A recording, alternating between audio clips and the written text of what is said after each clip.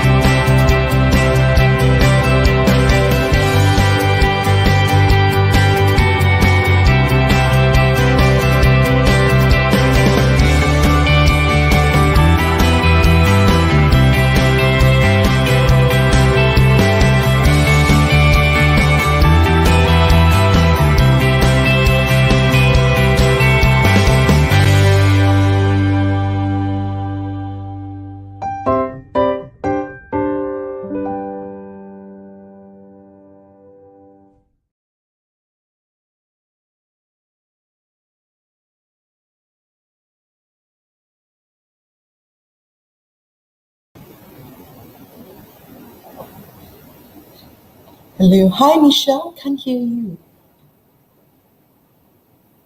Cannot hear you, Michelle.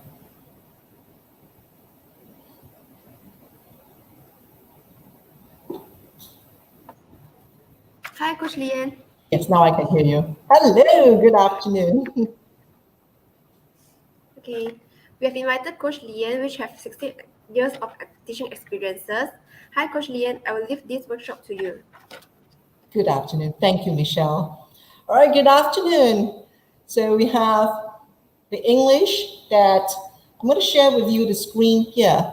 And whoever who is online, would you be able to see the slides? If you could see the slides, could you just type yes? So I know that you're there. So we have friends who are online here. Yeah, could you just type yes? All right.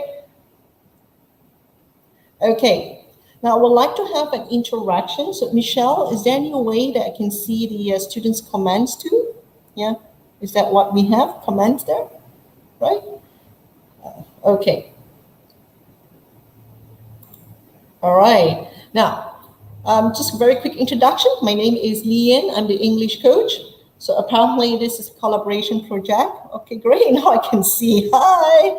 Okay, good afternoon. Okay, good, great. Now I can see all your response here.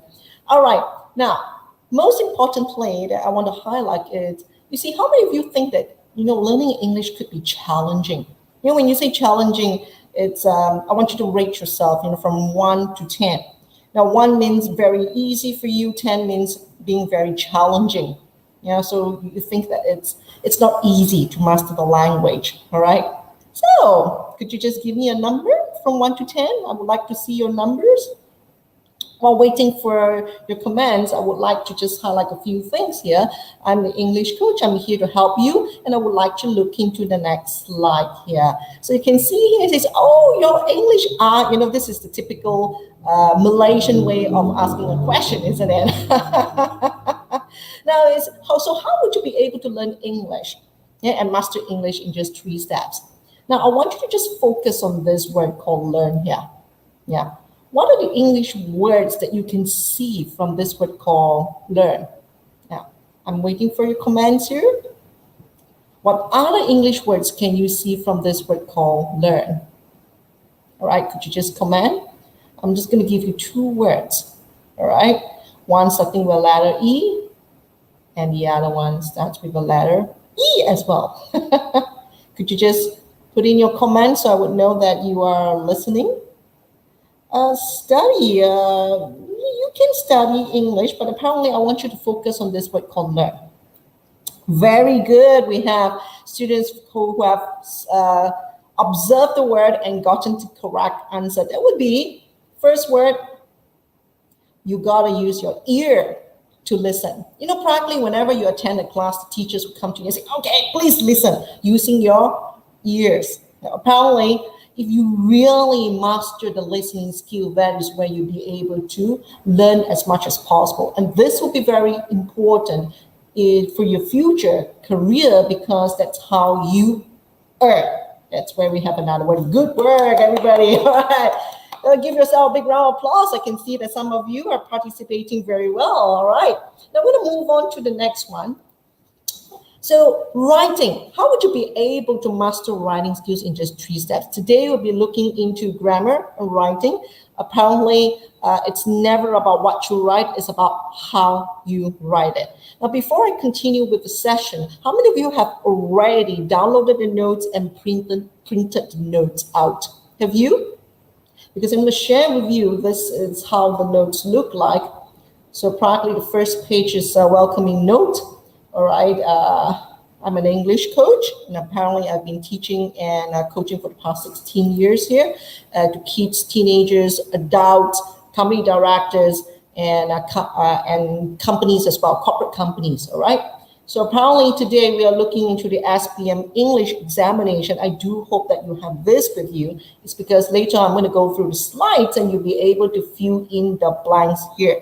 So basically for SPM examination, you have 2 papers, the paper 1 and paper 2. Now I'm going to show you the next slide here now. But before that, let me just tell you a bit more about myself, all right? Now, I'm also an author of an English book. It's going to be printed out by December. In fact, mid-December, in about 2 weeks' time, it'll be in the market. Now, this book you could actually order online. It's CEFR Online, and CEFR actually stands for Common European Framework of References, and it's based on KSSM, so you know that it's helping you in your SPM examination. And one of the highlights, the common errors in grammar. Now you have to understand, most of you would be listening to quite a number of teachers, friends, and even parents telling you that grammar is important, all right? So what is grammar about? Grammar is like traffic lights. I want you to think about traffic lights. How many colors are there in traffic lights? Obviously, there'll be 3. And you have the green, and whenever you see the green light, you gotta, what do? All right, because I'm explaining the meaning of grammar. So when you see the green light, what would you do? Everybody, please participate. All right, you gotta go, precisely. And then if you see the red light, you gotta stop. And when you see the amber light, in fact, the correct word to be used is called amber. It's not yellow, but the amber light, you need to get ready to stop. So all these rules for traffic, it's very similar to what we have in grammar. So grammar is all about the English rules. So in this book itself, we'll highlight quite a number of common errors, and we will be going through these skills later, all right, for today's lesson. Now, obviously, you need to have some score A writing techniques that I'll be sharing with you shortly as well. And also, in order for you to be good in essay writing, you need to build and enhance your understanding of words and application. Now, why would I say understanding? It's because a lot of people who actually start to do translation, be it whether from English to Malay or English to Chinese, do you think that really help you? No, it would not, because you seriously need to understand the application. You cannot memorize them, all right? So I'm going to show you this 3 examples here. So I want you to just focus, all right, on the 3 mistakes, common errors. Number 1, he has been buying cars last year. This is incorrect. Now, I would want you to participate. Who can actually correct this sentence? Correct this sentence now. Okay. I'm waiting for your answers. So he has been buying cars last year. This is written in the present perfect continuous tense, which is incorrect. So what do you think is the correct answer? Okay. Can we have some friends participating here? What do you think is the correct answer? Yes, my dear, I'm waiting. So I'm giving you about 10 seconds to just type. Yes? Okay. Now, how would you be able to know what is right and what is wrong is where you look into the sentence structure with keywords. The first keyword you have here is called last year. When you see last year, what tense do you think it would be? Yeah? So last year would always show past tense. So we have a friend here who has stated the answer as he has bought the car last year. Has been bought. Okay, we have quite a number of answers. Now, I want to highlight to you that because of last year, you're supposed to use past tense. And the correct answer is he bought. Just bought.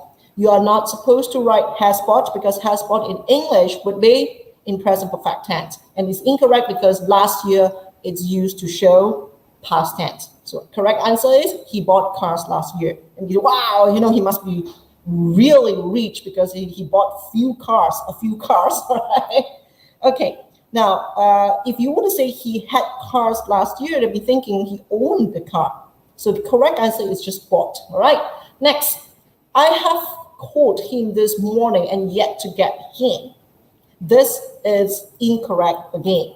All right, what do you think is the correct answer? Okay, I need participation. I'm looking for your answers now. Okay, what do you think is the correct answer? We are waiting. Okay, all right. Now, how would you get to know? First of all, it's looking to this morning that shows past tense, but there's another keyword which is since. Once you use the word since, you have to use it in the perfect tense. Now, so we have friends who are actually typing the answers, which is called. Now, called is in the past tense. Now, you got to read till the end of the sentence here. It says, yet to get him. Yet to get him means not yet. I called, I have not gotten him yet. So you got to change. You got to change this into something called present perfect continuous tense. So I have been calling him this morning and yet to get him. So correct answer is I have been calling him. So yes, very good. We have a friend, Yi Ting, yeah, who has typed in the correct answer. Beautiful, good work. If you could just give her a big round of applause.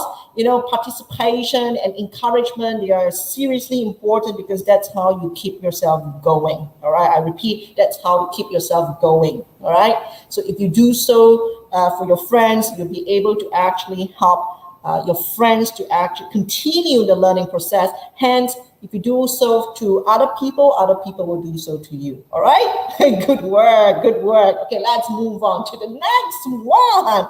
This sentence is definitely incorrect. Now, how many of you think that, hey, I think it sounds correct. I just bought a new dress. Teacher, what is wrong with this sentence? I don't see a mistake here. Yeah, maybe you could have actually had this thought. So what do you mean by war chance? So very interesting comments here, all right? So she just bought a new dress. Teacher, I don't see a mistake here. Yes, there is a mistake, I'm telling you. So what do you think is the correct answer? If this is incorrect, what do you think is the correct answer? Yes, yes, my dear. What is the correct answer? Answers coming up. Come on, participation, participation, participation. What do you think is the correct answer? Yes. Come on, come on. I'm waiting for your answers. Don't worry to make mistakes, because the more mistakes you have done, the more you will learn. I repeat, the more mistakes that you've done, the more you will learn. So come on, come on. I'm looking forward to your answers. Yes, yes, yes. Anybody? Okay, now I'm going to tell you. You have the keyword, very good. We have friends with answers like she had just bought and she has just bought. Now, apparently, both are okay, but the better answer would be she has just bought a new dress. That would be in the present perfect tense. So interestingly, you can see these three sentences seem to be okay or practically without mistakes, because when you read, you feel like, teacher, I think they sound okay. They sound good.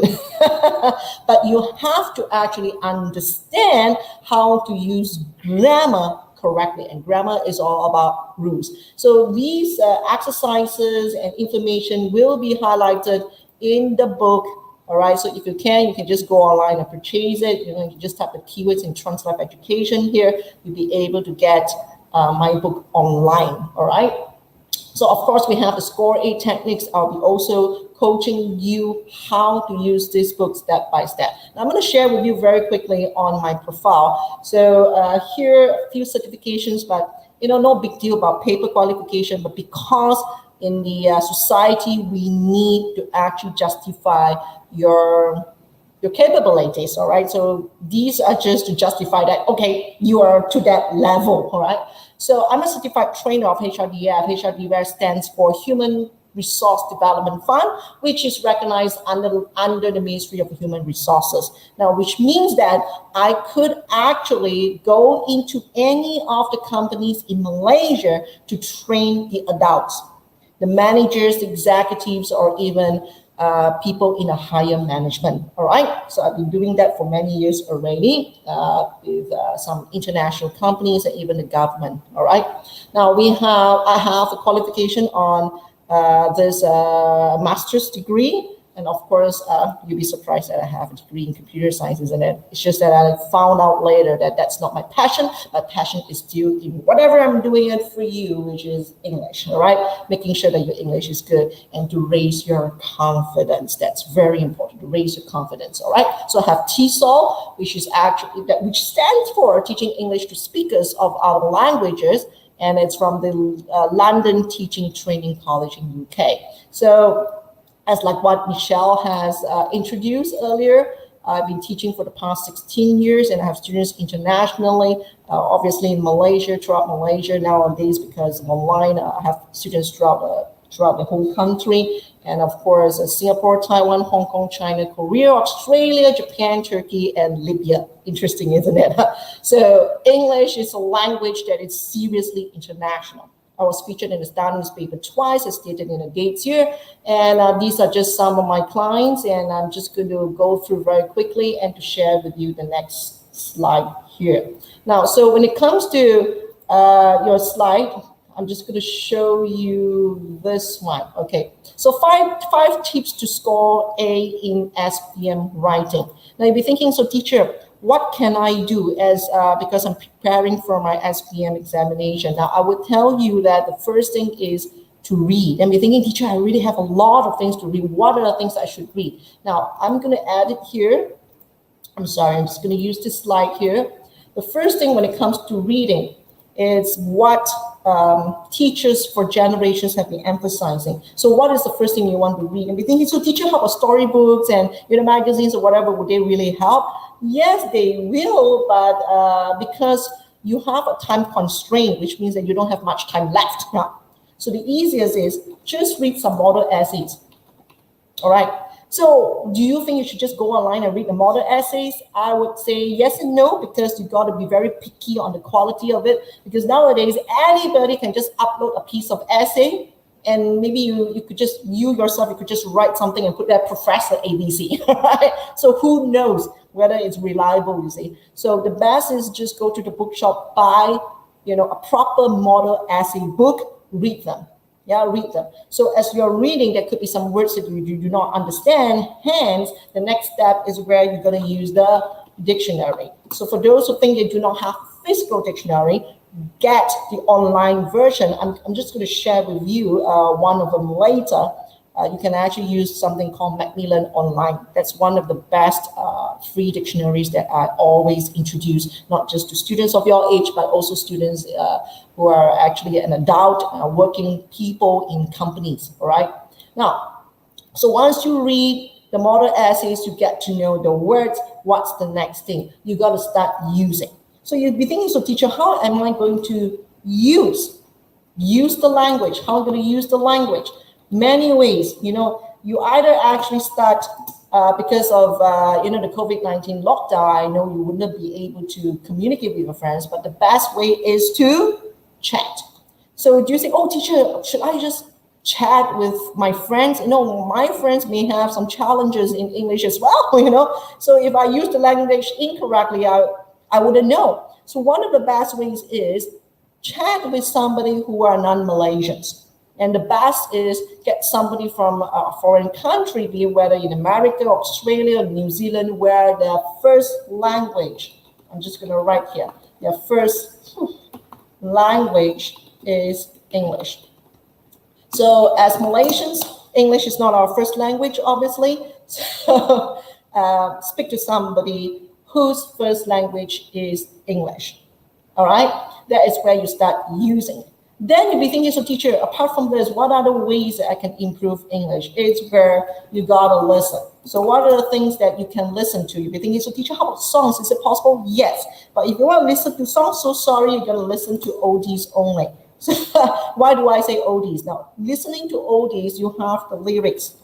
And the lyrics in the oldies, they mean songs in the 1950s, 60s, or even 70s, they are fine because they are using proper English grammar. Most of them, I'm not saying all, because some song lyrics actually have actually written in a non-grammatical way, all right? So no matter how, listen. But apart from this, you see, teacher, would this be able to help my writing skills? Yes. I am the best testimonial because when I was young, I've been listening to a lot of songs, and thanks to my parents, because they love listening and love singing, I've been, learning quite a number of phrases and English words just from songs. All right.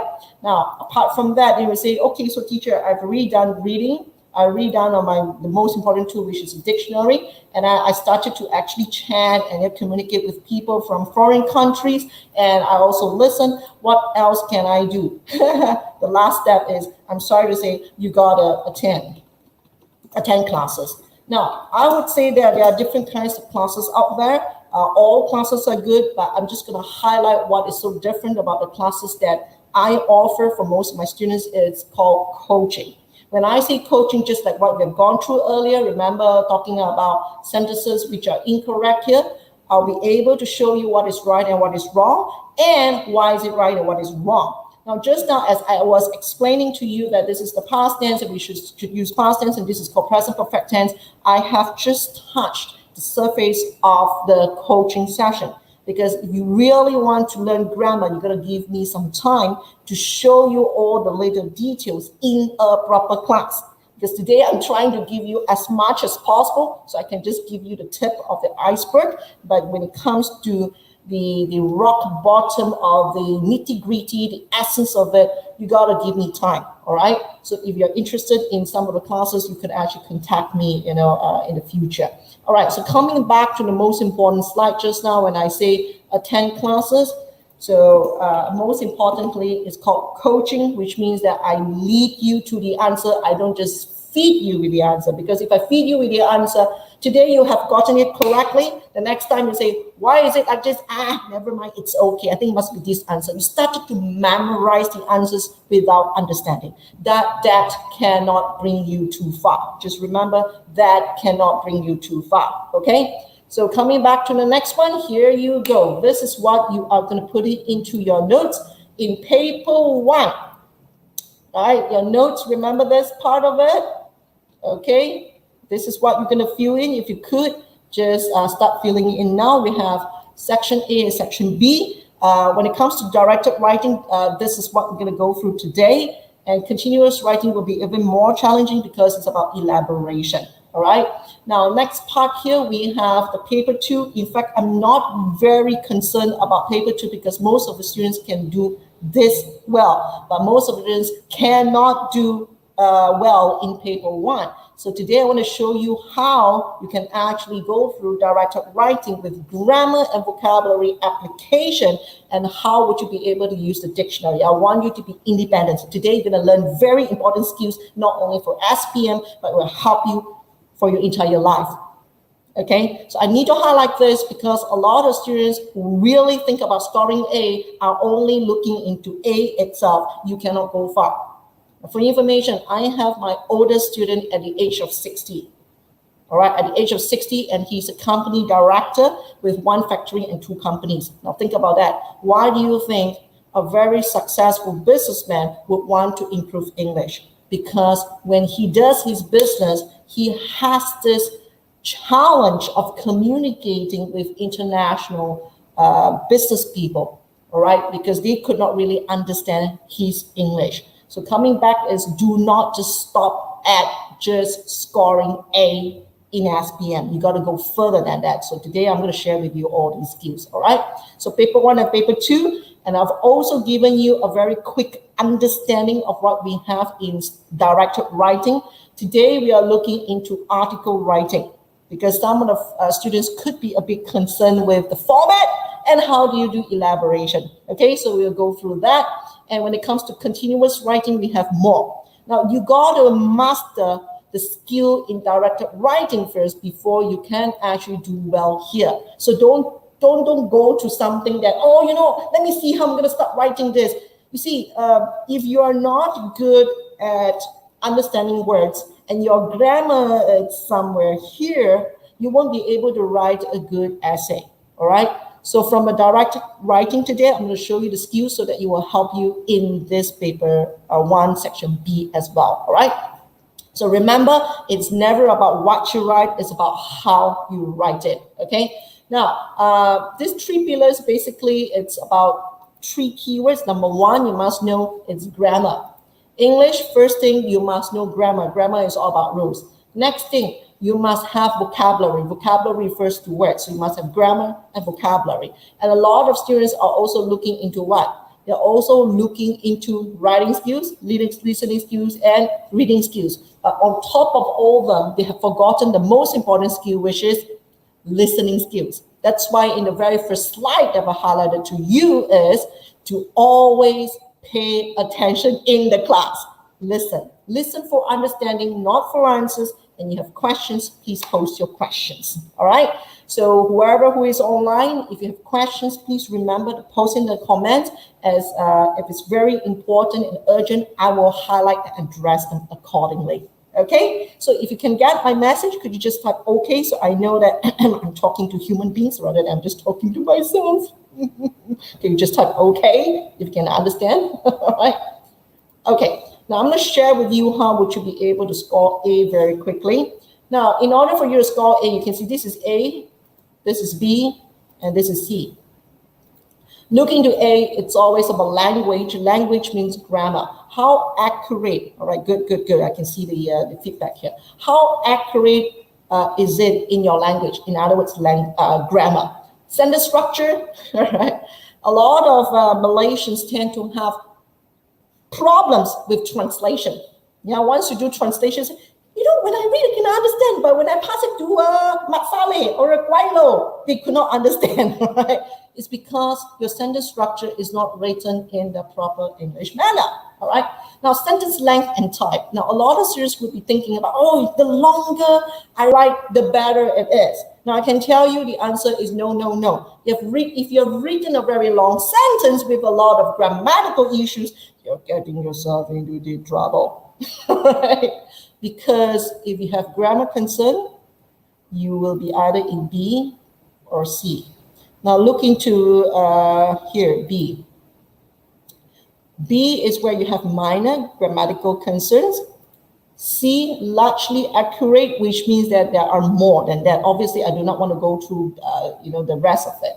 But can you see for C, simple structures means your structure is okay, but not so sophisticated, which means that not so intelligent, not so good. But if you look into scoring A here, your sentence structures here are varied. When you say varied, means many types. You gotta have a variety of it. You can't be just imagine that you'll be eating rice only every day. No, you would want to have a mixture of rice, noodles, and different kinds of rice. Sometimes you want to go for steamed rice or fried rice, and then noodles in different forms. Yeah. So you need to have variety in your writing. Okay. Now I'm going to move on to the next slide here. 5 tips to score A. I've gone through that. Okay, now I'm going to go through the gist of it. All these things are given to you already. Okay, now I want you to just pay attention on this question here. I'm just going to enlarge so that you'll be able to see. All right, so here it says, write an article for your school magazine. So this is article writing. It's, whoops, I'm so sorry. What has just happened? I'm so sorry. Okay. Write an article for your school magazine. So first thing, article. Now, I want to highlight that whenever you go for exams, the first thing is to always highlight or underline the key words. All right? So first, it's article writing. For what? School magazine. So when you say school magazine, who are the people that you're writing to? Who will be reading? All right? Could you just type who will be reading then? Can you just type it? I think it's quite straightforward, right? So do you think parents will be reading this? Obviously, no. So school magazine, it will be students, teachers. So you have to think that, okay, the audience is students. When you write, you're addressing to students. This is very important. Now, in English, we call it the target audience. That means who are you writing to? This is what a lot of students have missed out. They are writing for the sake of writing and they hope that they want to score A. No, you're going to make sure that who are you writing to? Very good. So it's not just about teenagers, but students. Okay, because what happened is here when you say school magazine, we do not know whether it's in the primary school or in the secondary school. Or it could be, maybe a college or university or a home school or an institute. We do not know. So yes, it could be teenagers, but you just have to remember students, all right? Not parents, not working adults yet. How teenagers can protect their mental health. Now you can see it's there here, which means many. And for information, a lot of Malaysians pronounce it wrongly by pronouncing this word as dia, which is incorrect. Are you surprised? You're surprised, you're thinking, oh my gosh, seriously, teacher? We are not supposed to pronounce this word dia? How many of you are surprised, in that way? You say, me, can you just type me? You're surprised, like, seriously, teacher, not dia? Oh my gosh. All right? Anybody surprised? Just type me if you're surprised, okay? Now, it's a mental health during the coronavirus, all right? So it says can protect. Now, another thing I want to highlight is looking into this word can is being used in the present tense.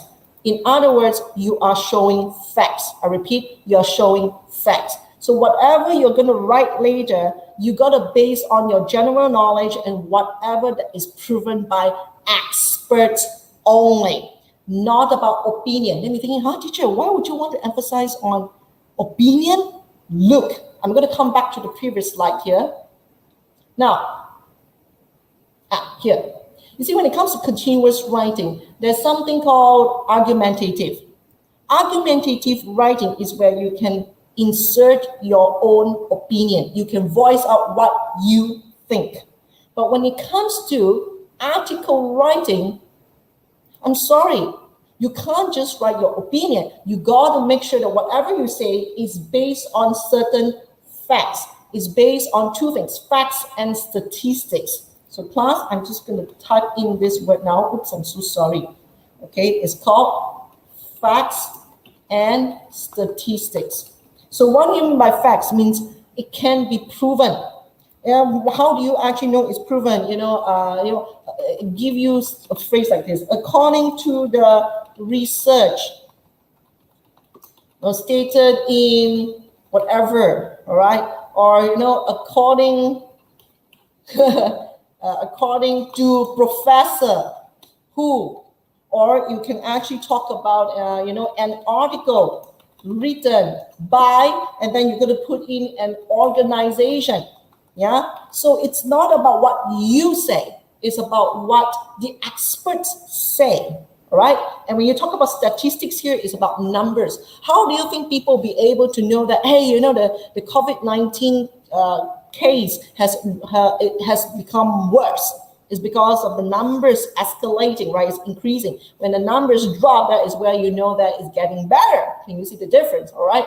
So coming back to the question here, it says article writing. All right. Mental health. Now, what is the difference between mental and mind? I want all of you to think about it. Mental and mind, what is the difference? All right.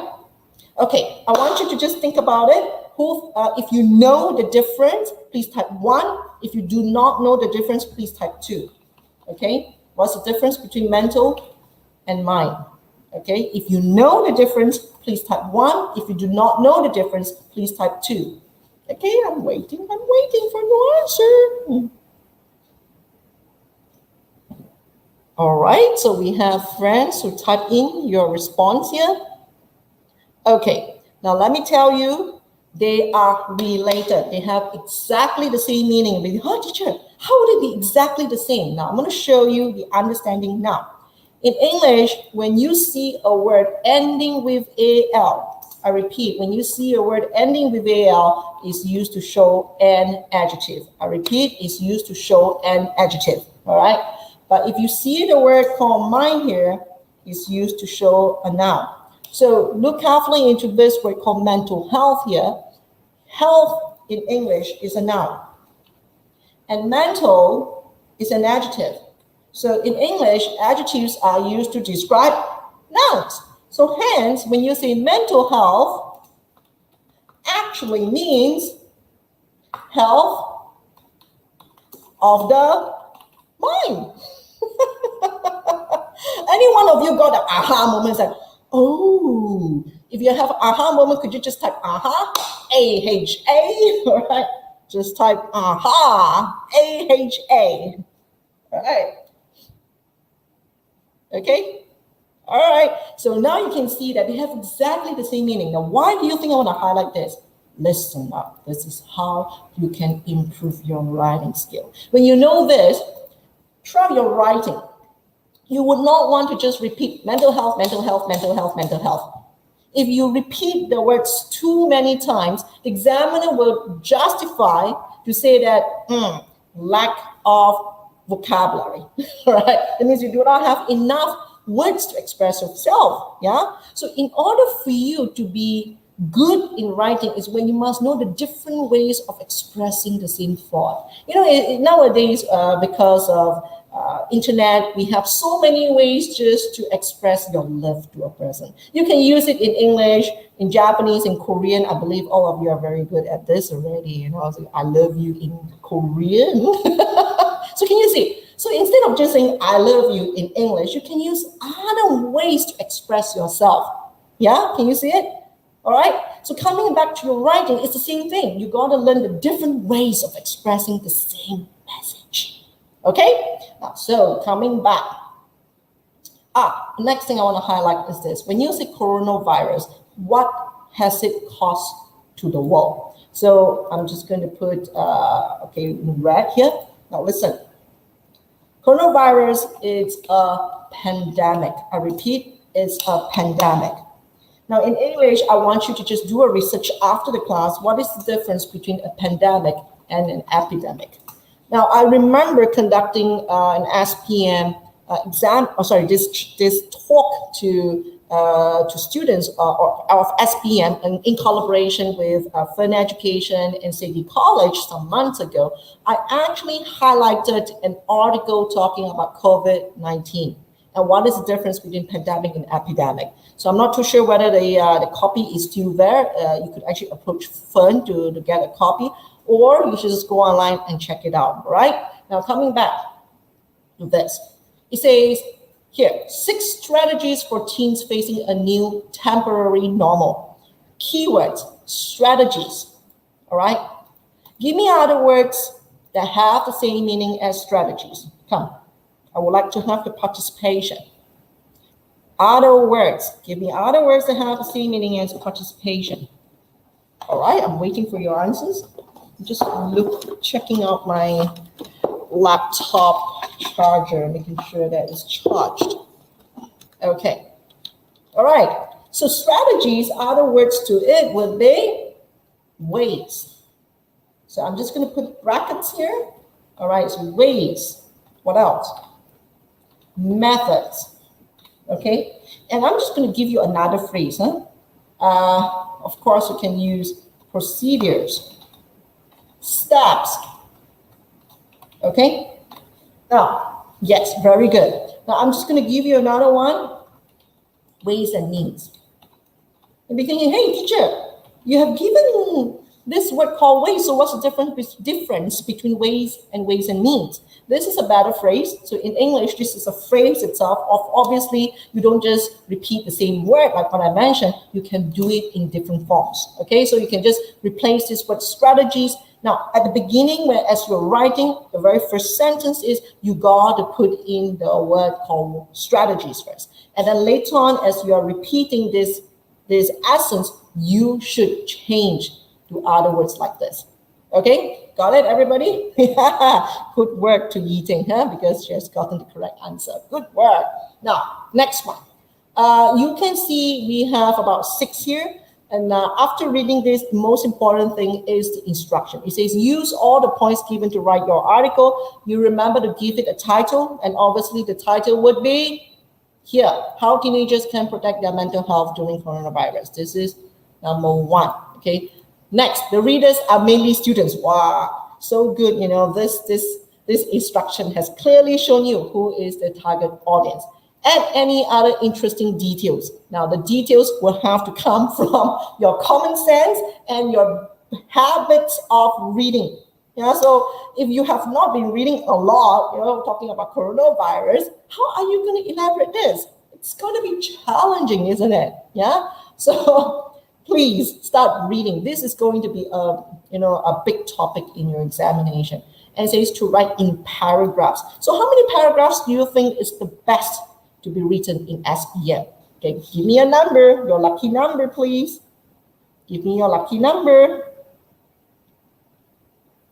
Anyone? I'm looking for answers now. Okay, any others? Okay, when you talk about paragraphs, I would say a minimum of 5. You can go up to 7. So 5 to 7 paragraphs. All right. So you should have about 4 to 5 sentences per paragraph. So in total, you have about 25 sentences. Okay. Now, number of words is supposed to be about. Good. So we have students giving, okay, number of words, it should be about 350 words and above. Okay. So assuming that you have 10 words in each sentence, all right, then you have about, how many sentences then? You can do the calculation, all right? Now, I have to highlight it to you. This is adapted or practically extracted from this link here. You could actually just go online, check it out for the entire article. But today, I want to go through how would you be able to apply the details, all right, here. Apply the details here. But I need to talk about the format. So from here on the format, okay, for article writing, you gotta give a title. So how to, it's already given in the question. You gotta copy word for word. All right, word for word. Yes, my dear, KSSM is actually just the what called the syllabus. All right, so format is exactly the same. Okay, format will never ever change. For information, you see, in the future, if you actually pursue your studies in the college or university, or in the future you want to write an article in any ways, the format will never change. So you have to understand, yeah, because we have a student who asked this question, hi teacher, KSSM also same. Not too sure what you mean by that, but okay, so coming back. So now we have, okay, after you have written the title, make sure you underline it and then written by your name. Don't write Smith John or John Smith, because in grammar books, sorry, not grammar books, but essay, model essays, sometimes you can see people using this word, Smith John or John Smith is to refer to anonymous, means anybody. Thank you very much. Yeah, I'm a pretty, thank you, because this is okay. Thanks, pretty teacher. My name is Lian. Thank you for calling me pretty anyway. Now, here, when it comes to article writing, I want to highlight something very important. In the first paragraph, it's called the introduction. And I would always coach my students to write the first paragraph with something called T-what statement, all right? So I'm going to tell you this is actually called thesis statement. So I repeat, it's called thesis statement, all right? So you're going to do an introduction with thesis statement, all right? Now, let's see whether we have time to go through this. If not, please go online, just type thesis statement, read up some of the resources, but it can be a bit challenging because without a teacher's guidance, sometimes it could be very confusing, because there are two kinds of important skills. One is called thesis statement, the other one is called topic synthesis. And topic synthesis will be very important in the writing of your paragraphs from paragraph 2 onwards. Yeah, okay? So now you understand some of the keywords here. Now I want you to just focus into the writing skill now. These are practically extracted from the article, but I'm going to show you, as what I know, I'm going to show you how would you be able to learn some skills. Yes, my dear, I'm in TransLife, all right? I'm a teacher in TransLife, so you can check them out also. Yeah, there are classes there. Okay, coming back, I want you to just take a very quick, 1 minute, reading through these two paragraphs together with the blanks here. And I want you to take just 1 minute, and I seriously need to excuse myself to the toilet. I hope you don't mind, all right? I'll come back in about 1 to 2 minutes, all right? At the same time, everyone, please just go through the article and read through, all right? Give me a minute.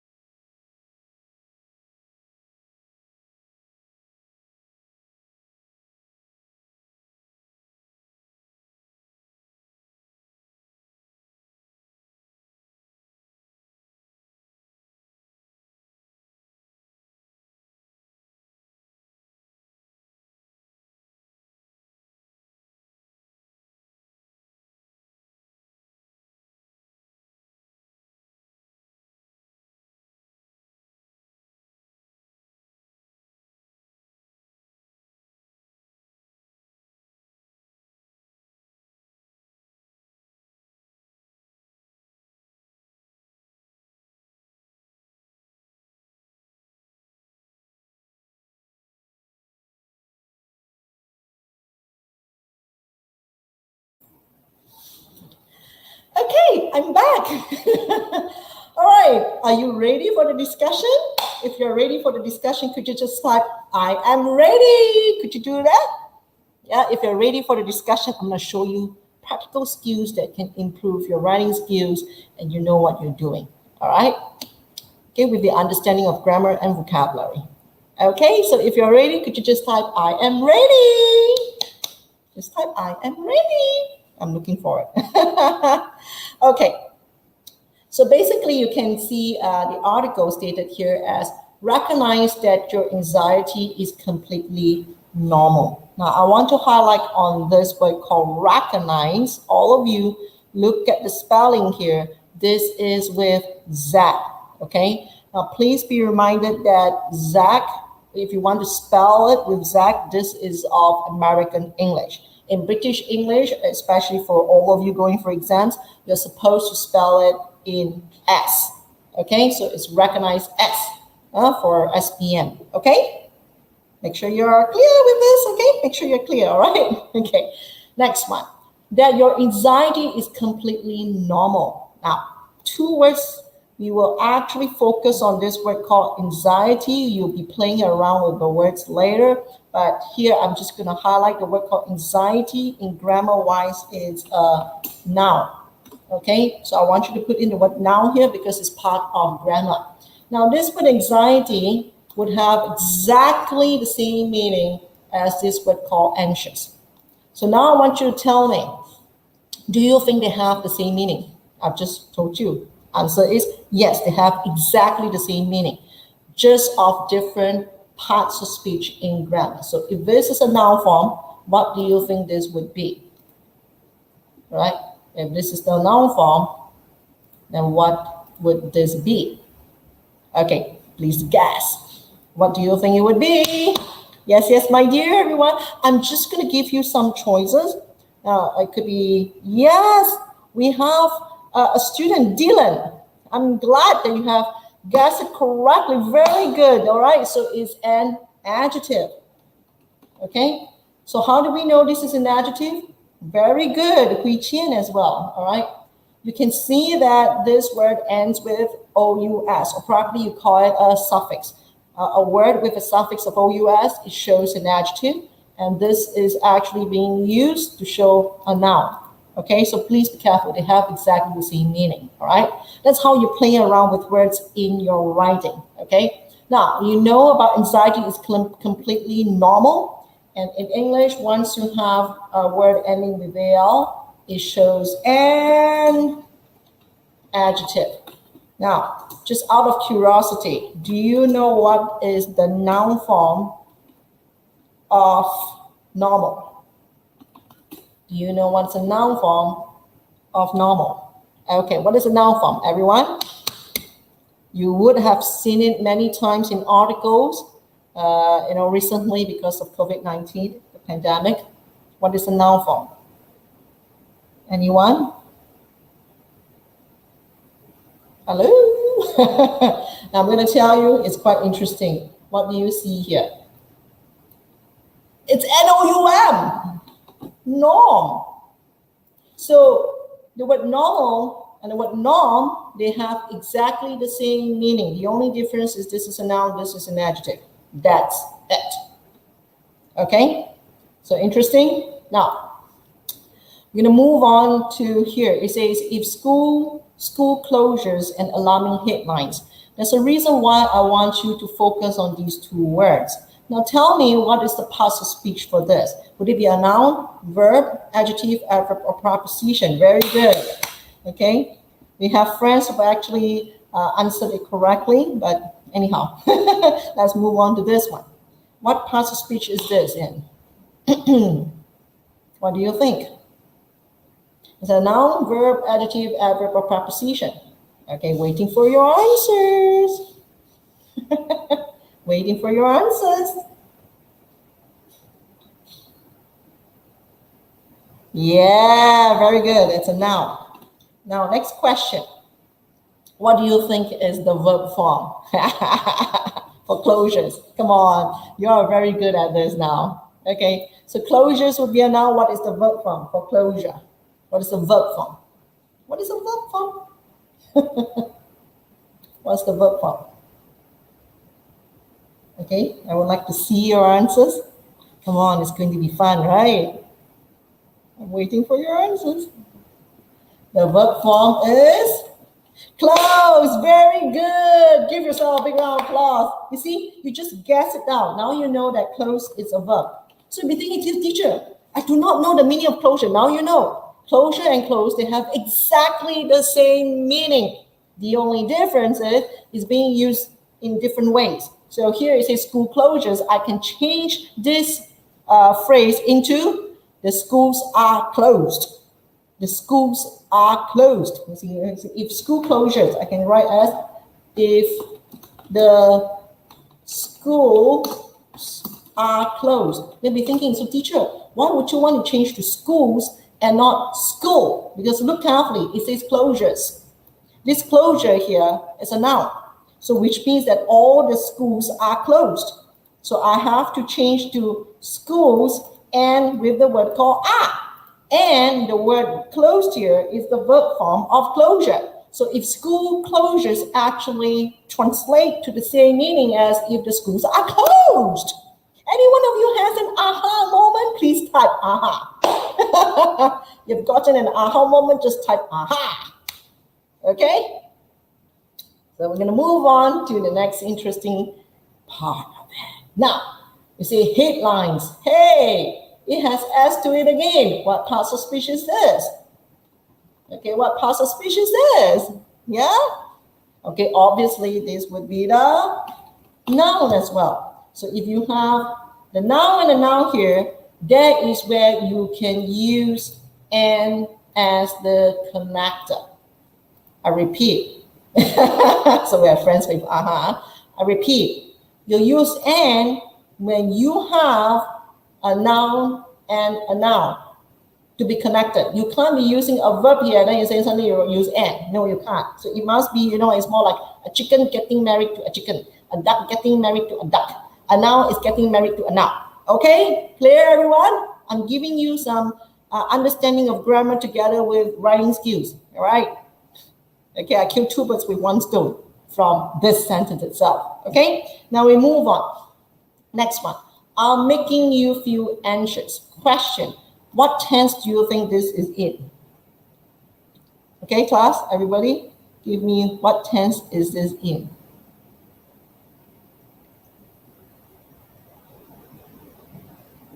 All right, I want you to guess. Now I'm going to give you three options. Present tense, present continuous tense, past tense. Present tense, present continuous tense, past tense. Please choose one for this, are making. What tense do you think this is in?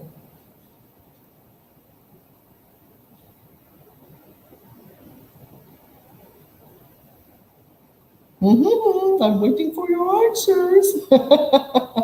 I'm going to tell you, interestingly, when you have a structure with ing here, is actually used to show present continuous tense. And moreover, how do you know it's present? It's because of the word are here. Okay, very good. We have a lot of friends who have actually answered it correctly. And the question is, can we change this to present tense?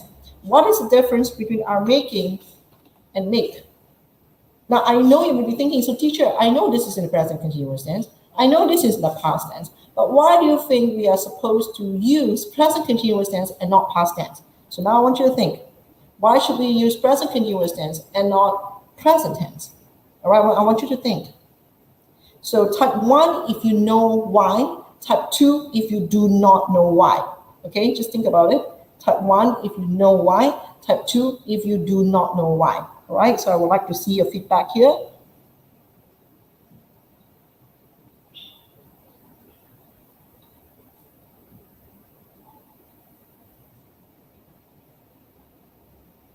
Okay, so we have friends who know why. Okay, I would like to hear why. So why should we use in present continuous tense and not present tense? Why? So a number of you have typed in 1. Okay, so why? Why should we use in the present continuous tense and not present tense? Okay, give me a reason. There must be a reason to it. You can't be telling me, teacher, because it sounds good to be in the present continuous tense. You can't just base on feelings. I repeat, you can't just base on feelings. There must be a reason. Because it is happening at a moment. Now, this is what most of the learners have in mind. They always think that, oh, teacher, it has an ing. It's happening at the moment. Not really. This is only of one meaning. So I'm going to tell you the second meaning is temporary. So it says, are making you feel anxious means it's temporary. It may not be for long. Moreover, this is an article helping teenagers to go through this challenge. So you are using this to tell the teenagers also to say, don't worry, it's temporary only, it's not for long term. If you use the word make here, it's in the present tense, which means long term. So it's not so much about the are, because you see, in English-wise, when you say are making, it's correct. When you say make, it's correct. But the meaning when you deliver it out is different. So if I want to just look into the grammar perspective, both of them are correct. I repeat, are making or make you feel, both are correct. But the meaning behind it is different. So I repeat, if you say are making, you're trying to tell the person that it is temporary. It can be changed. But if you use it in the present tense, it means long term. It's usually a fact. So if you were to use a make you feel anxious, it cannot be changed, it's a fact. Yeah? But if you say are making, you're somehow giving hope to the person, saying that, you know what, don't worry, it's temporary. It can be changed. Don't worry.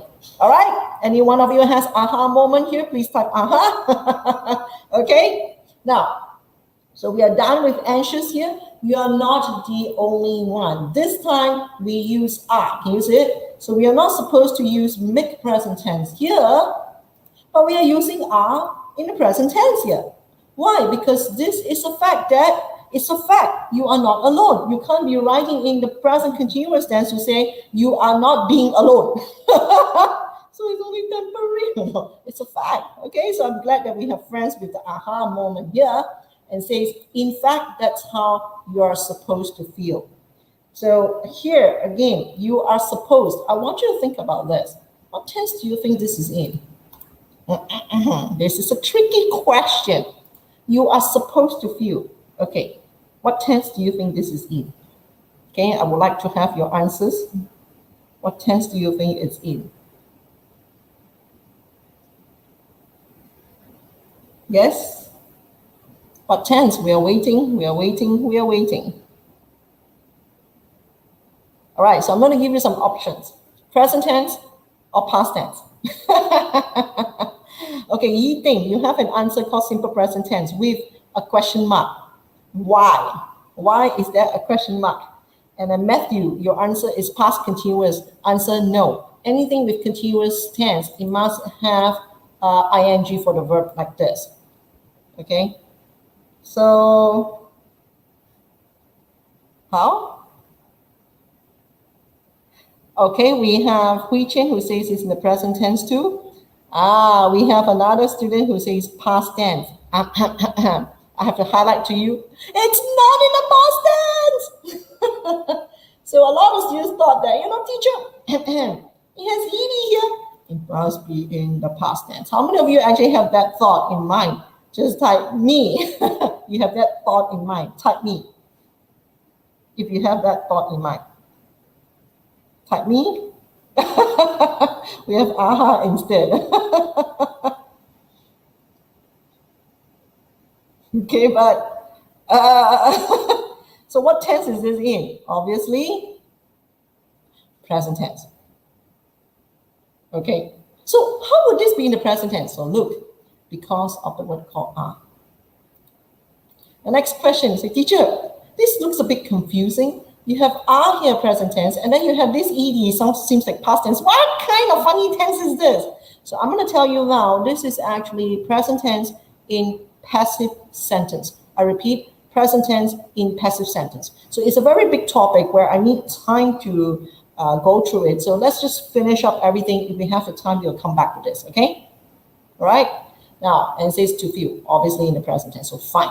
Now, I'm going to continue to this part here. I want you to just focus on these three sentences, all right? Yes, it's a passive sentence. Very good, Tom. Okay, so all of you, please just focus on these three sentences here. I want you to take about 30 seconds and think, what are these? And why do you think teacher wants to highlight these two words again in 30 seconds? I'm just going to stay silent for a while because or else we can go, wow, this teacher talk non-stop.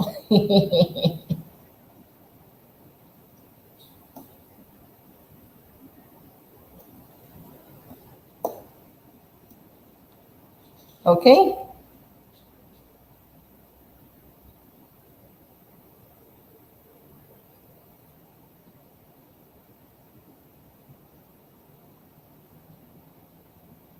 All right.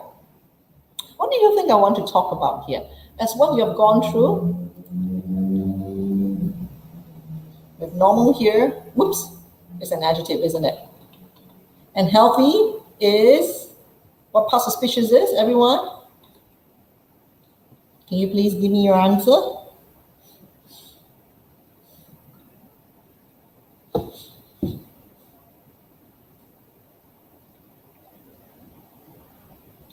I'm waiting. You should be good at this already. It's also an adjective. So when you have an adjective, and this is an adjective, hence, very good. Hence, you can use connected and. So I'm highlighting this to show you the similar pattern that we have gone through for these two. Can you see it? Here it's a noun and a noun. Here is adjective and adjective. Okay, clear, everyone? Make sure you're clear with this, all right? Now, next thing I want to talk about is this word called alarming here. The previously I told you words ending with al is an adjective. I want you to be clear with this word as well. This word with ing has nothing to do with continuous tense like this. This is an adjective. Okay, how many of you actually has an aha moment, something like, huh? Seriously? This is also an adjective? If you have an aha moment, please type aha. If you do have. So this word called alarming is an adjective. And this word alarming here is like alarm, you know, ding, ding, ding, ding, ding, ding, ding. So the word alarm here can be a noun, but when you add ing, it becomes an adjective. Okay? All right. Now we understand this part here. We also understand the and part. And obviously here, adjectives are used to describe nouns. So function is a noun. That alerts. So the word alert here is a verb. Okay. And moreover, what tense are we in? Present tense. Okay. So in other words, it shows a fact. Mingdong, are you okay when you go ha? Is it a aha or aha? Do you need more help? So it seems that because when you say ha, I'm just going to explain it again. This word alarming is an adjective describing the headline. All right. So it's trying to tell you that this headline is seriously showing you something extremely important. It's like, you know, ding, ding, ding, ding, ding, ding, ding, important, alert, alert, alert, alert. So the word alarming here is an adjective. Okay. All right. Coming back. Clear, Mingdong? Mingdong, because you gave me the comment of ha, H-A-R-R, R, 3 R's. It's okay. I hope that I have explained. All right. So there are quite a number of English words like that. Now you'll be thinking, so teacher, how can this be an adjective? I'm going to give you some other examples of adjectives with ing. Okay. Sorry, I'm just going to type here. Okay. Good. All right. So we have adjectives ending with ing. So what are the words? Okay, class, why don't you give me some of the words? Some of the words ending with ing. So obviously we have the word called alarming. I'm going to give it to you. Interesting. You realize this is also an adjective. All right, can you give me two more? Two more English words that end with ing and they are adjectives. Okay? Hello. I'm waiting for your answers. Charming. Oh, you think you are good. Charming. Okay, any more? Any more? Okay, I'm just gonna ask you one question. Fascinating, very good. Hui Qian, all right. Fascinating, okay. Now I'm just gonna ask you a question. Engaging. Now engaging, it really depends because sometimes it can also be used as a verb form, huh? But I'm gonna ask you one question. When you are actually in a lockdown, now, are you bored or boring? Just a very quick one. So boring can be an adjective, obviously, but alluring, beautiful, Dylan. Okay, so question now is, are you bored or you're boring? Can you please give me your answer? I am bored or I'm boring at home. Please give me your answer. Okay, I'm waiting for your answers now. I'm waiting for your answers. Ah, very good. We have friends who typed in the correct answer, which is called bored. You can't be saying I'm boring. Luckily, none of you say I'm boring. All right, so you are bored at home. You can't be boring at home. All right, I'm bored. No, you're gonna say bored with D. Okay, make sure the word bored, yeah, is with ed. All right, with ed. Okay, coming back. So we are done with alarming. We come back to this one here. Can you see here? Next one. Help us take measures. Now, this one I want to highlight. Take measures. Is similar to what we have gone through here. Remember, teacher talking about strategies. So you have ways, methods, procedures, steps, ways, and means, or another word which is measures. Then you'll be thinking, so teacher, I thought measures is like, I'm trying to measure something. The word measure something there is in a verb form. This word measures here refers to a noun form. Okay, and class, please be careful on your grammar wise because I could see some of you typing it incorrectly. I better highlight this. You're gonna say I am bored. Make sure that is with ed. Okay, please make sure you put with D. You cannot say I am bored without the D, all right? Because I can see the comments with grammatical mistake. Please remember to change it, all right? Now, so it says take measures, means take steps, ways. So can you see? You do not repeat it, okay? To protect ourselves, your anxiety is a noun, is going. Look, it's in the present continuous tense. So see, present tense, present continuous tense, present tense. So in the entire article here so far, we've gone through, 2 paragraphs. They are playing around with 2 tenses, present tense and present continuous tense. So your English understanding for grammar must be firm so that you know when's the time to use present tense and when is the time to use present continuous tense. Okay, clear? Yeah, hopefully you're clear with this. I'm going to move on to this. Help you to make decisions that you need to be making right now. Now, interestingly here, to be making. Hey, what tense is this in? Obviously, present continuous tense. How do we know? This is be as in verb to be. Making with ing here, this is present continuous tense, which means it is temporary or practically right now. This is actually talking about at the time that this person is talking, all right? Temporary. Not spending time with other people or in large groups, washing your hands and not touching your face. Those feelings are helping. Again, can you see? Present continuous tense that show temporary to keep not only you safe. Now, I want you to look into this word now. This word, S-A-F-E. What is the difference between S-A-F-E and S-A-V-E? Okay, I want you to type in your answer. What is the difference between S-A-V-E and S-A-F-E?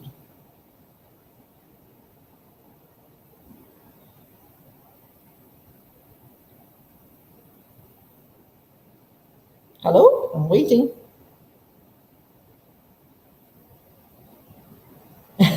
Very good, but it's quite close, not really, yeah, you think? Matthew actually has the correct answer. The word S-A-F-E here is an adjective. But if you were to use S-A-V-E, it becomes the verb form. Okay, so please be careful. Here, we are using it as an adjective. Okay, This is also how we take care of members of our community. We think about the people around us too. All right, let's move on to this one. While anxiety around COVID-19 is completely understandable, look into this. We have something called able. In English, if there is a word ending with able, or practically a suffix able here, is an adjective. Okay, is an adjective. Make sure that you're using reliable blank blank. This is to increase your vocabulary, but before that, can you see able? Hence, it's an adjective. So can you see? There's always a reason why I do so that you'll be able to see the patterns. So adjectives are used to describe nouns. So you will know that this is a noun. So now I want you to just read through here and think, what do you think is the best answer to put in, starting with the letter S? What do you think is the best? I want to guess, everyone. Please put in your answers here. I want you to guess.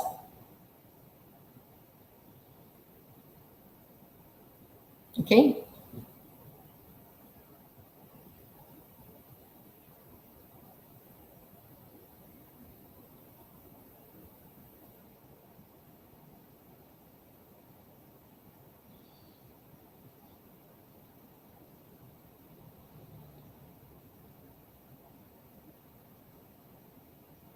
Okay. We have yet to get the answers, but I'm just going to help you because of the time concern. You call it. You see here? Very good, you think. It's correct. Sources. Oops. What I mean by sources means where they are from. All right, sources means where they are from. So that's why they've given you, the sites of these two places, UNICEF and World Health Organization, WHO in short. Now, which means that because they are based on first research, facts, and statistics, they don't comment it for the sake of commenting it. They comment it because they know what they're doing. They have collected all the information and data, and they have made a conclusion out of numbers, calculations, and discussions, all right, or interviews, questionnaires. There are a lot of ways to collect and confirm whether the data is reliable. So reliable here comes from a word called rely, and because there's space here, so I'm just going to write. So it comes from a word called rely. Rely is a verb. Okay, so can you see that? Rely. Rely has the same meaning as depend. Okay, so now you understand this. To get information or to check any information you might be getting through less reliable. Again, we have an adjective here. This will be a noun. Okay, it's time for you to guess your answer again. Please put in your answers. What do you think is the correct answer here? So you might be thinking, wow, teacher, it's reliable, they repeat reliable, and then there's sources noun here. And then what else can you get information from? All right. So example, in Malaysia, you want to get the resources will be through, like Ministry of Health, yeah, or, a newspaper from, or practically online resources, like the newspaper or like Star Online, all right, or New Straits Times, or news. Okay, so all these, what is it called? It's a very simple word. It's a very simple word, but maybe you may not be able to relate to it. So I'm going to give it to you now. It's called channels.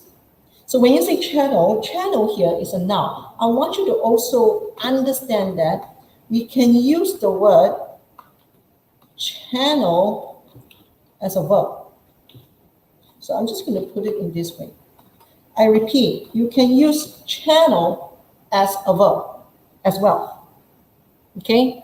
So when you say you use channel as a verb, which means that you are trying to take one thing and then separate into a few ways of pushing out the information. So can you see? So you can actually do something called channeling. All right? So when they have the information, they have to find ways to channel out the information. That becomes the verb form. All right. But in this case, this is the noun form. Okay, class? I hope that you have learned something extra for today here. Now, I'm going to move on to the next paragraph here. Again, I want you to think about the parts of speech. Can you see? Sorry. Okay. What do you think is the parts of speech for this? If you're worried. Now, interestingly, it has IED, or practically in the ED. Now, I want you to think, tell me, do you think it's in the past tense? Type 1, if you say yes, it's in the past tense. Type 2, if you say no, it's not in the past tense. Okay, could you please vote now? Type 1, if you think it's the past tense. Type 2, if you think it's not in the past tense.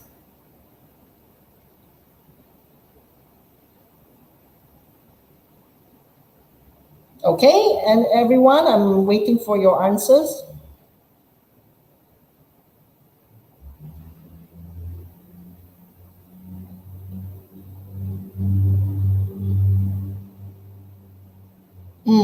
Okay.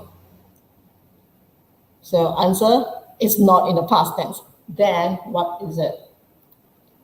So all of you need to know that this is an adjective. So this adjective is used to describe your emotions. All right. So in English, you need to know that this are here, it's a verb to be, is used to describe the person here. All right.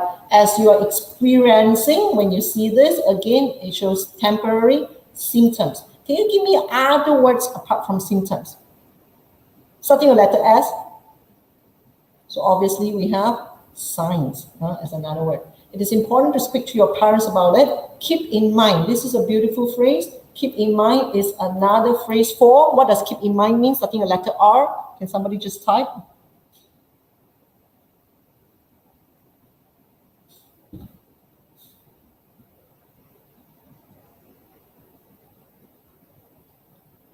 Okay, can somebody just type? Keep in mind.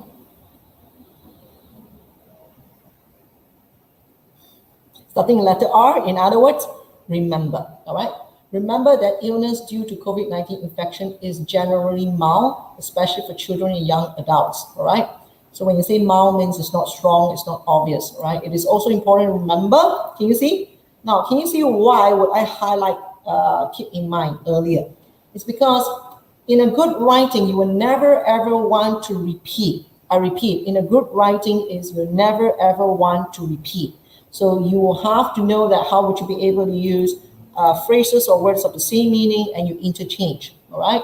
That many of the symptoms, okay, you can change it to signs if you want, of COVID-19 can be treated, all right? She recommends letting your parents or a trusted adult know if you're not feeling well or if you're feeling worried about the virus so they can help. Okay, let's continue. And remember, you see what they do is they use keep in mind, keep, remember, and then remember, okay? Now, instead of keep in mind and the word remember, instead of using the word called keep, you can use another phrase called bear in mind, B-E-A-R. Can all of you just type that phrase now? B-E-A-R, bear, and then in mind. Please type so that you can remember this phrase as well. Bear in mind, okay? All right. There are many effective things we can do to keep ourselves and others safe, again, the adjective, and to feel in better control of our. Now, here I'm going to tell you, can you see the word called and here?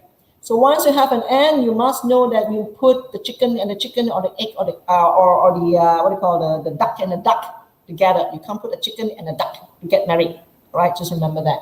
So once you have the word and here, these two must be the same. So guess what is it, from the sentence structure here? To feel in better control of our, obviously this becomes a noun. And if this is a noun, and then this will also be a noun. So this is how you justify whether your sentence structure is correct for number one. Number two, you must understand your grammar, whether you're using the correct parts of speech. Number three, you fill in the correct words. So can you see this is how you master English in 3 steps? All right, number one, you check your sentence structure. Number two, you check out the parts of speech in grammar. Number three, you actually put in the correct vocabulary or correct word. All right, so can you see master English in 3 steps is as simple as ABC. All right, now let's continue. I want you to think about the word, the most appropriate word to be filled in here. So I'm giving you about 15 seconds to think, and I'm waiting for your answers now. 15 seconds.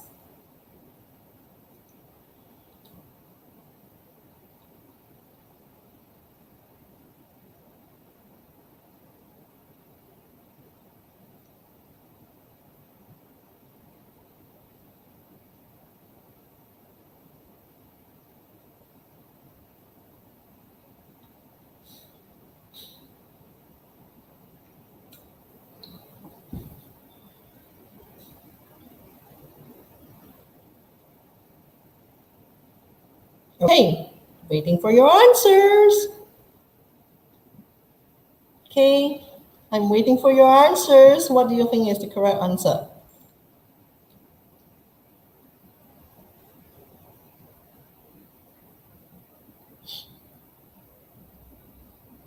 I'm waiting.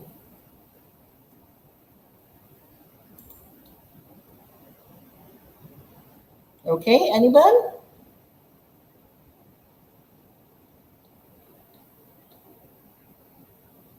Okay, class, I'm going to help you out with this word. To feel in better control of our, so we have something with letter C, circumstances.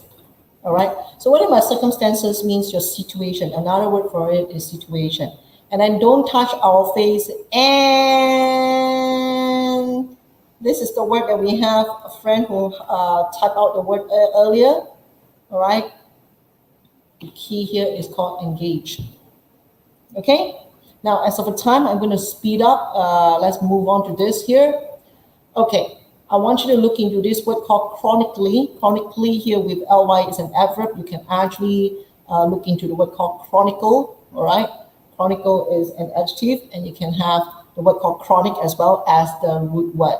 So what psychologist, and I want you to also remember anything that you have psycho refers to the mind. Remember on the topic, it says mind, mental health. So that is where you, mental health, the specialist to it or the expert to it would be the psychologist. All right. So difficult what? Just now I've gone through the word called circumstances. So instead of repeating the word, can you remember? You do not repeat the word, but you use another word that has a similar meaning here, which is conditions. So can you see it? So this is how you write. You must actually know one word, another word, and how do you actually place it. Just imagine you have used this word circumstance or practically condition again and again, then you do not have enough variety. Remember, we talked about variety, okay? Different kinds of writing. So this becomes the noun, obviously, and then we move on to the next one here. So it says, Dr. Day Gamer suggests doing homework, watching a favorite movie, or getting in bed is the best way to find balance in a day. To seek what? So you seek here, you feel like, you feel good. All right, when you feel good, example, you could be very tense. And now it's like, what is the word to this? Okay, starting a letter R. Good try. We have friends who put in some answers. So you're very tense, very stressed, and suddenly go, what is the word to that?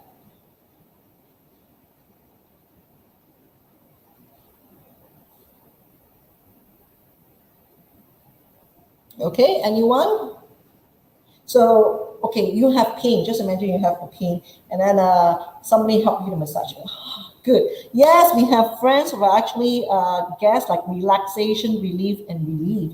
Be careful. I'm going to type in the 2 answers that our friends have written here. We have this and this. So what is the correct answer? So we're going to check out the grammar first, all right? Relief, as in VE here, it's a verb. Relief here is a noun. So my question is, which is the correct answer? You look into the sentence structure. So when you say to seek, seek what? So example, to seek help, to seek comfort. All these words are nouns. So when you put a noun here, Hence, the answer is relief. Okay, do you get the idea how to come up with the answers and what is the appropriate word in writing now? I hope there is aha moment. If you have aha moment, just comment aha. If you do have an aha moment. Okay, so that's about it when it comes to the explanation. I have proverbs here, which is something extra for you, because you see a lot of students and probably teachers have been commenting that it's good for you to put in proverbs in writing. Please do not write too much, but some is better than none. Okay, so here I've given you the sentences already. It's easy for you to get the answers here online. Okay, so we have students with aha moments. So very good. So it's easy for you to get the answers online. So just go ahead, go online, just type, whatever, and you can actually guess the meaning, from here. Okay, so I hope that I've shared a lot and how you could actually master English in just 3 steps. And thank you very much for being very participative students. All right, so I'm the English coach, Lee here to help you. If you think that my lessons are very useful, you could actually get in touch with me personally, or you could actually get in touch with the other platform that I'm teaching. And thank you very much to, one thing I want to highlight is thank you very much for the opportunity that we have with Fern Education, and also the sponsor of this event from Segi College. So thank you very much. Pass the mic back to Michelle. Thank you very much. Have a blast week. All the best. Okay, thank you, Coach Lian. It has come to the end of the workshop. Thank you, Segi College Subang Jaya, for sponsoring this workshop. Hope this workshop can help all of you to score a good result in the upcoming exam. Lastly, here is a short video of our sponsor, Segi College Subang Jaya.